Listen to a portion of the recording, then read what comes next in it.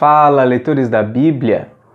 Bom, a gente terminou a nossa segunda etapa da leitura dos Salmos e agora a gente vai começar a leitura de um novo livro bíblico, na verdade uma carta. Essa é a carta que nós vamos ler é a carta de Paulo aos Filipenses. A carta de Paulo aos Filipenses é uma carta curtinha, tem quatro capítulos e a gente vai fazer a leitura a partir de hoje. Paulo escreveu essa carta aos Filipenses quando estava preso em Roma. Então é uma das cartas da prisão. E a gente vai ver que mesmo assim, mesmo ele estando preso, essa é a carta em que ele mais fala sobre alegria. É isso mesmo. A carta que talvez poderia ser uma das mais tristes, mais melancólicas, é uma carta de alegria. Vamos ver então. Paulo diz assim: Paulo e Timóteo, ele está junto com Timóteo quando escreveu essa carta, servos de Cristo Jesus, a todos os santos em Cristo Jesus, inclusive bispos e diáconos que vivem em Filipos, graça e paz a vós outros da parte de Deus, nosso Pai, e do Senhor Jesus Cristo. Dou graças ao meu Deus por tudo que recordo de vós, fazendo sempre com alegria súplicas por todos vós em todas as minhas orações, pela vossa cooperação no Evangelho, desde o princípio, ou desde o primeiro dia até agora. Então, Paulo, ele mesmo na prisão, ele se vê ali num contexto de ser um intercessor pela igreja de Filipos e de outras igrejas mais que a gente sabe que Paulo orava por elas, né? E ele dá graças com alegria, ele faz súplicas e tal, e ele se lembra da cooperação no evangelho daquela igreja desde o primeiro dia até agora. Cooperação no evangelho. As nossas igrejas precisam cooperar no evangelho. Não só os pastores, não só os ministros da palavra, todos igualmente devem ser cooperadores do evangelho, abrindo portas para a pregação do Evangelho, trazendo amigos, trazendo vizinhos, trazendo familiares, para poderem conhecer o Evangelho. Isso é extremamente importante. A igreja unida em torno da palavra de Deus, buscando tornar essa palavra conhecida mais e mais nas pessoas da cidade. Estou plenamente certo de que aquele que começou boa obra em vós há de completá-la até ao dia de Cristo. Esse é um dos versículos mais conhecidos da carta de Paulo aos Filipenses. Ele está dizendo aqui que foi Deus quem começou a obra da salvação na vida deles. Foi Deus que começou tudo isso colocando neles a fé em Jesus Cristo, na sua morte, na sua ressurreição, no seu senhorio absoluto sobre todas as coisas. Deus começou isso e Ele há de levar essa fé até o fim. Ele vai completar essa obra que Ele próprio começou até ao dia de Cristo. Versículo 7. Aliás, é justo que eu assim pense de todos vós, porque vos trago no coração, seja nas minhas algemas, seja na defesa e confirmação do Evangelho, pois todos sois participantes da graça comigo. Nós vamos ver mais para frente, ele colocou essa participação daquela igreja, né?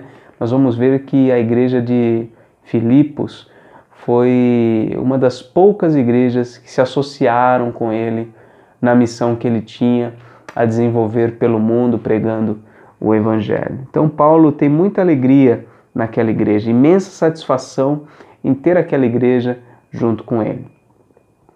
Versículo 8. Pois minha testemunha é Deus, da saudade que tenho de todos vós, na terna misericórdia de Cristo Jesus.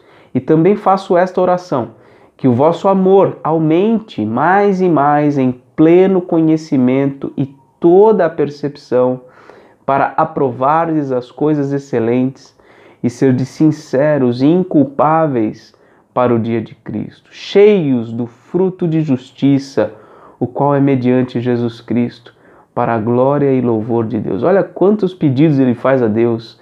que o amor deles aumente. Aumente como? Em pleno conhecimento, em toda percepção. E esse amor aumentado, esse amor baseado no conhecimento, baseado na consciência da verdade, vai levar eles a aprovarem as coisas excelentes, vai levar eles a serem sinceros e inculpáveis diante de Deus, vai levar eles a serem cheios do fruto de justiça por meio de Jesus Cristo. Essa oração que ele faz pela igreja de Filipos. Versículo 12. Quero ainda, irmãos, cientificar-vos de que as coisas que me aconteceram têm antes contribuído para o progresso do Evangelho. Paulo poderia se ver preso e ver, não, agora eu não vou mais conseguir plantar igrejas, agora eu não vou conseguir evangelizar nas praças, agora eu não vou mais conseguir fazer com que as pessoas ouçam o Evangelho e sejam salvas. Mas não é essa a conclusão que ele chega, porque não é isso que acontece. Na verdade, o que ele está dizendo aqui é que estas coisas que aconteceram com ele têm contribuído para o progresso do Evangelho. Porque os crentes tomaram conhecimento da sua prisão e por meio desse conhecimento, dessa informação que eles receberam, eles se tornaram mais ávidos por pregar o Evangelho. O sofrimento na igreja, no povo de Deus, tem uma função interessante. Quanto mais o povo de Deus sofre, mais a igreja avança pregando o Evangelho. É estranho, mas é assim que acontece. De maneira que as minhas cadeias em Cristo, olha só, eu não estou preso pelos soldados romanos, eu não estou preso aqui acorrentado por essas cadeias de aço, eu sou preso de Cristo, é o que Paulo está dizendo, de maneira que as minhas cadeias em Cristo se tornaram conhecidas de toda a guarda pretoriana e de todos os demais. Todo mundo que está aqui, eu estou tendo a oportunidade de falar de Jesus, de falar do Evangelho para eles. E a maioria dos irmãos, estimulados no Senhor por minhas algemas, ousam falar com mais desassombro da palavra de Deus. Eles tinham talvez um medo, algum receio, mas por terem sabido, ficarem sabendo que Paulo foi preso, eles estão agora mais desassombrados, destemidos, ousados para levar adiante a palavra de Deus. Versículo 15. Alguns efetivamente proclamam a Cristo por inveja e porfia. Outros, porém, o fazem de boa vontade. Estes por amor, sabendo que estou incumbido da defesa do Evangelho. Aqueles, contudo, pregam a Cristo por discórdia, insinceramente, julgando suscitar tribulação às minhas cadeias. Todavia, que importa? Uma vez que Cristo, de qualquer modo, está sendo pregado, quer por pretexto, quer por verdade, também com isto me regozijo. Sim, sempre me regozijarei. Paulo se alegra de todo mundo estar pregando o Evangelho, seja por uma motivação correta ou não, todos estão sendo estimulados a pregar o Evangelho, ele tem alegria nisso. Versículo 19. Porque estou certo de que isto mesmo, pela vossa súplica e pela provisão do Espírito de Jesus Cristo, me redundará em libertação, segundo a minha ardente expectativa e esperança de que em nada serei envergonhado, antes com toda ousadia, como sempre, também agora, será Cristo engrandecido no meu corpo, quer pela vida ou quer pela morte. Paulo sabe que a sua vida vai glorificar a Deus, continuando ele vivo, ou vindo a ser morto. Ele não se importava com isso. Ele queria mesmo, a sua grande expectativa era não ser envergonhado. Ele queria ser encontrado fiel e glorificar a Cristo, seja vivo ou morto. Porquanto, versículo 21, para mim o viver é Cristo e o morrer é lucro. Esse é um dos versículos também muito conhecidos desta carta. Para mim o viver é Cristo. Se eu estou vivo, eu vou viver para a glória de Cristo. E se eu morrer, é lucro. Por quê? Porque eu vou imediatamente estar na presença do Senhor Jesus Cristo. 22. Entretanto, se o viver na carne traz fruto para o meu trabalho, já não sei o que hei de escolher. Quer dizer, Porque ele estando na carne, estando vivo, ele tem a oportunidade de pregar o evangelho e trazer pessoas para o conhecimento de Jesus, levar a salvação a essas pessoas. Então, se estar vivo traz frutos para Jesus Cristo, eu já não sei o que é melhor. Versículo 23. Ora, de um e outro lado estou constrangido, tendo desejo de partir e estar com Cristo, o que é incomparavelmente melhor. Mas por vossa causa, por causa da igreja, é mais necessário permanecer na carne, no sentido de permanecer vivo. E convencido disto, estou certo de que ficarei e permanecerei com todos vós para o progresso e gozo ou alegria da fé, a fim de que aumente quanto a mim o motivo de vos gloriardes em Cristo Jesus, pela minha presença de novo convosco. Versículo 27. Vivei acima de tudo por modo digno do Evangelho, para que ou indo ver-vos, ou estando ausente, ouça no tocante a vós outros que estáis firmes em um só espírito, com uma só alma, lutando juntos pela fé evangélica, e que em nada estáis intimidados pelos adversários, pois o que é para eles prova evidente de perdição é para vós outros de salvação, e isto da parte de Deus. Porque vos foi concedida a graça de padecerdes por Cristo, e não somente de crerdes nele, pois tendes o mesmo combate que vistes em mim, e ainda agora ouvis que é meu. Paulo, nessa etapa final do capítulo 1, ele chama os crentes ali de Filipos a viverem de modo digno do Evangelho.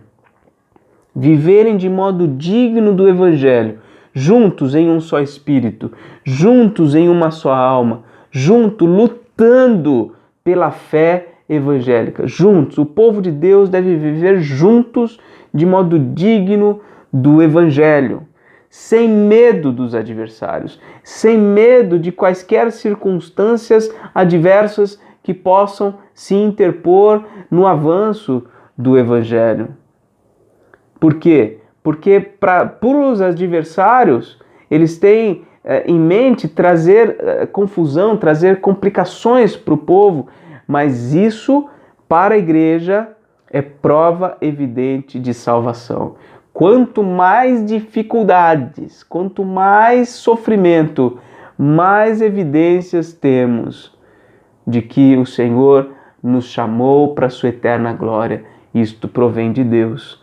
Tanto é que no versículo 29 ele diz que nos foi concedida a graça, não somente de crermos em Deus, porque crer é fruto da graça de Deus, mas recebemos a graça não somente de crermos em Cristo, mas de padecermos por Cristo. Você consegue dimensionar essa realidade? Isso é completamente diferente do evangelho da prosperidade que as igrejas neopentecostais colocam.